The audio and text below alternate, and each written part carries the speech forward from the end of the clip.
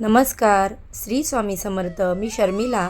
माझ्या हे यूट्यूब चॅनेलमध्ये माझ्या सगळ्या गोड यूट्यूब फॅमिलीचं अगदी मनापासून स्वागत करते.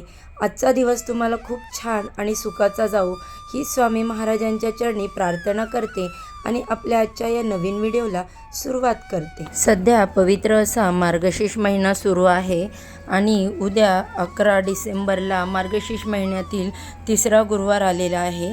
मार्गशीर्ष महिना अतिशय फलदायी असून आपल्यावरती श्री लक्ष्मीची कृपा व्हावी, तिने आपल्या घरामध्ये वास करावा, पैसा, शांती, समाधान घरात नांदावं म्हणून या मार्गशीर्ष महिन्यामध्ये प्रत्येक गुरुवारी श्री महालक्ष्मीच्या व्रताची पूजा करतात.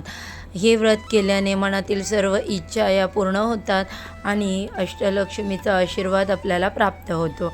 या मार्गशीर्ष महिन्यात येणाऱ्या प्रत्येक गुरुवारी एक विशेष महत्त्व असतं आणि प्रत्येक गुरुवारचं बघा आपल्या घरामध्ये आपण महालक्ष्मी व्रताचं पूजा करतो, त्या माता लक्ष्मीचं घरामध्ये आगमन करतो, त्याचबरोबर पोथी वाचन करतो. प्रत्येक दिवशी असा एक ठराविक काळ असतो, अशी एक वेळ असते जी राहुकाळ मानली जाते आणि म्हणूनच उद्या मार्गशीर्ष महिन्यातील तिसऱ्या गुरुवारीसुद्धा राहुकाळ असणार आहे आणि म्हणूनच उद्या आपल्याला या 2 तासाच्या राहुकाळामध्ये चुकूनही महालक्ष्मी व्रताची पूजा मांडणे किंवा पूजा करायची नाही.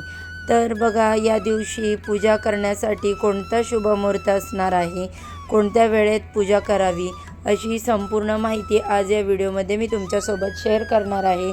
त्यामुळे हा व्हिडिओ स्किप न करता शेवटपर्यंत नक्की पहा. चॅनलवरती नवीन असाल तर सबस्क्राईब करा आणि असेच माहितीपूर्ण नवनवीन व्हिडिओ पाहण्यासाठी बेल आयकॉनला प्रेस करा, म्हणजे जेव्हा पण मी माझ्या चॅनलवरती नवीन व्हिडिओ अपलोड करेल त्याचे नोटिफिकेशन सर्वात आधी तुम्हाला मिळेल आणि तुम्ही एक पण व्हिडिओ मिस करणार नाही. मार्गशीर्ष महिना हा आपल्या हिंदू धर्मामध्ये अत्यंत पवित्र मानला जातो, जो भगवान श्रीकृष्ण आणि देवी लक्ष्मीला समर्पित आहे. ज्यात गुरुवारचे व्रत हे कलश स्थापना, तुळशी आणि विष्णूंची पूजा केल्याने धन, संपत्ती, समृद्धी, सुख, शांती मिळते आणि इतर महिन्यात येणाऱ्या गुरुवारपेक्षा मार्गशीर्ष महिन्यातील गुरुवार हे खूप महत्त्वाचे आणि शक्तिशाली मानले गेले आहेत. ज्योतिषशास्त्रानुसार या मार्गशीर्ष महिन्यामध्ये गुरुवारचे व्रत करून भगवान श्री हरिविष्णू आणि माता लक्ष्मीची पूजा केल्याने सर्व इच्छा मनोकामना पूर्ण होतात, आर्थिक वाढ होते, घरातील क्लेश हे दूर होतात. जर या मार्गशीर्ष महिन्यामध्ये आपण मनोभावे व्रत करून महालक्ष्मीची पूजा केली तर आपल्या जीवनातील सर्व समस्या, अडचणी, अडथळे दूर होतात आणि आपल्या सर्व इच्छा मनोकामना ज्या आहेत त्या पूर्ण होतात. तसेच बघा या व्रताने घरात नेहमी शांतता टिकून राहते, कुटुंबाचे आरोग्य हे सुधारते, स्त्रियांना अखंड सौभाग्य प्राप्त होते, तसेच घरातील मुलांच्या जीवनातील सर्व समस्या दूर होऊन त्यांना शिक्षणात यश मिळतं. या मार्गशीर्ष महिन्यात दान केल्याने त्या दानाचे दुप्पट पटीने फळ प्राप्त होते. दान केल्याने सर्व प्रकारचे ग्रहदोष हे सुद्धा कमी होतात. या मार्गशीर्ष महिन्यातील गुरुवारी अंघोळीच्या पाण्यामध्ये हळद टाकून स्नान केल्याने कुंडलीतला गुरुग्रह जो आहे तो मजबूत होतो आणि गुरुग्रह आपल्या कामासंबंधित असतो. आपल्या कुंडलीतील गुरुग्रह मजबूत असेल तर आपल्याला प्रत्येक कामामध्ये यश मिळतं आणि म्हणूनच आपल्याला उद्या अंघोळीच्या पाण्यामध्ये चिमूटभर हळद टाकून स्नान करायचं आहे. तसेच या मार्गशीर्ष महिन्यामध्ये घराची लादी जी आहे ती पुसली जात नाही, स्त्रियांनी केस धुवायचे नाहीत. त्यामुळे आपल्याला आज बुधवारीच घराची फरशी पुसून व्यवस्थित घ्यायची, त्यानंतर केस धुवून घ्यायचे, आपलं घर स्वच्छ साफसफाई करून घ्यायची आणि उद्या गुरुवारी फक्त अंघोळीच्या पाण्यात चिमूटभर हळद घालून आपल्याला अंघोळ करायची आहे. नंतर साजशृंगार करून आपल्याला पूजा मांडणी करायची आहे. आता ही पूजा मांडणी तुम्ही गुरुवारी सकाळी 9:30-10च्या अगोदर केली तरी चालेल. जर सकाळी तुम्हाला नाही शक्य झालं तर सायंकाळीसुद्धा ही पूजा मांडणी आहे ती करू शकता. तर बघा पूजा मांडणी करण्यासाठी आपल्याला एक पाट किंवा चौरंग घ्यायचा आहे. जिथे आपण पूजा मांडणी करणार आहोत तिथं थोडंसं पाणी शिंपडून स्वच्छ पुसून घ्यायचं कुंकवाने त्या जागेवरती एक स्वस्तिक काढायचं आणि त्या स्वस्तिकवरती तुम्हाला पाट किंवा चौरंग ठेवायचा आहे. यानंतर त्या चौरंगावरती पाटावरती आपल्याला लाल किंवा पिवळ्या रंगाचं वस्त्र अंतरायचं आहे. त्या पाटावरती थोड्याशा अक्षता ठेवायच्या आणि एक दिवा प्रज्वलित करायचा आहे आणि त्या तांदळावरती ठेवायचा आहे. यानंतर दिव्याला हळद, कुंकू, अक्षता अर्पण करायचे, फुलं अर्पण करायची. एक कलश घ्यायचं, कलशामध्ये शुद्ध पाण्याचं पाणी भरायचं आणि कुठल्याही बेसिनचं वगैरे नळाचं पाणी घेऊ नका. ज्या प्रकारे आपण चांगलं पाणी पितो त्याच प्रकारे देवांनासुद्धा चांगलंच पाणी घ्यायचं.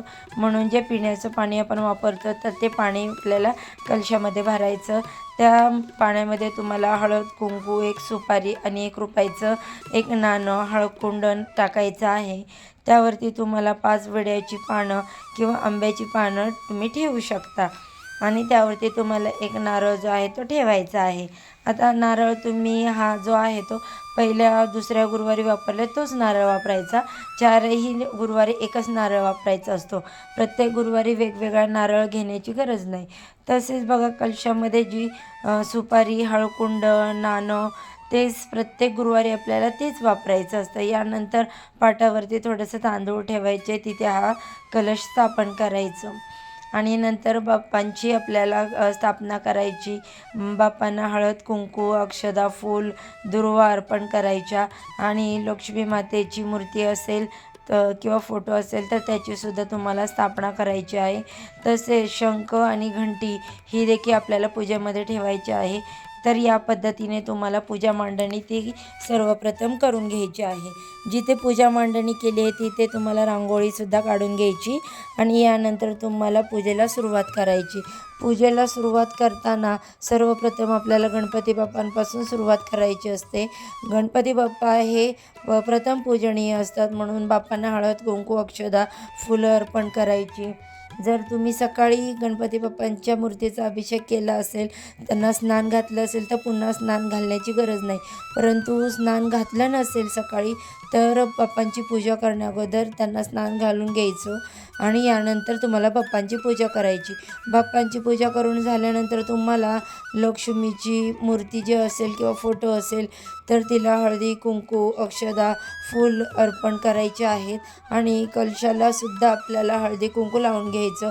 फुलं देखील अर्पण करायची आणि बाळकृष्णांची मूर्ती तुमच्या घरामध्ये असेल तर तीसुद्धा तुम्हाला पूजेमध्ये ठेवायची आहे.